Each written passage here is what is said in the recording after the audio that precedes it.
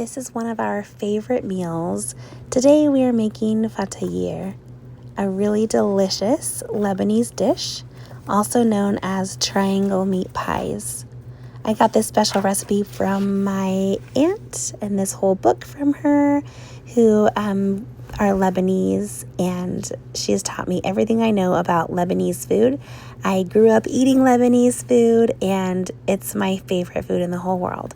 So I'm so happy to have passed it on to my little family and my children who also love Lebanese food. Today, Ftayir. We will start by making the bread dough. So we use some warm water and our yeast, and we're going to mix that together.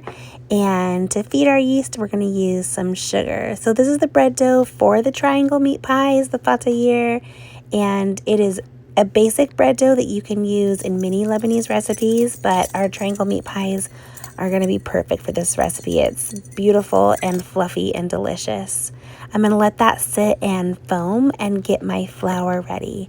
So my flour I'm putting into my bowl, and I'm going to make a well in that, so a hole in the middle of that flour, and I'm going to add my salt so that when we do mix the yeast and water mixture, it's going to be added slowly, and I'm going to be kind of adding it gently and not just kind of stirring it to keep the dough really beautiful and fluffy. So here I'm using my French coarse gray salt, which is my favorite salt, and I'm going to be adding that to my little flour well so we can continue on our bread dough.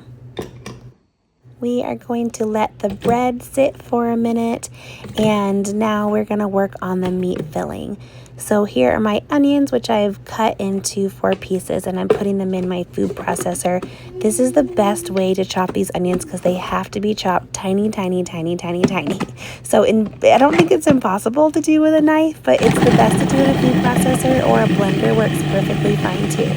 I'm going to chop, kind of mince actually the onions, because you don't want to have any crunchiness in your meat filling. You just want to taste the flavor. So pine nuts is a big part of this recipe. I'm going to add my pine nuts to the mixture and my cinnamon. Cinnamon you will see a lot in Lebanese cooking, and it gives it just the best flavor. And I'm going to chop those up too. I'm going to use ground beef with this recipe. The recipe actually calls for ground lamb, and you can use either one. It really just is your preference of what you like. We have a really high quality beef that we get from our friends, and so we use that ground beef, and it tastes delicious. I'm going to add my ground pepper and then get back to my bread. So for the bread, I'm adding right in that well that I made, kind of the hole in the center of the flour, the mixture of the yeast and the water and the milk and the sugar, and I'm going to gently start lifting it with a fork and mixing it a little bit at a time. So you don't want to whip this around. We want to keep the bread dough really beautiful and fluffy, and so I'm going to slowly mix it as I make my really pretty bread dough. You'll find that this is going to come out really well. It's not sticky, it's not dense, it's just a beautiful way to make our Ftayir.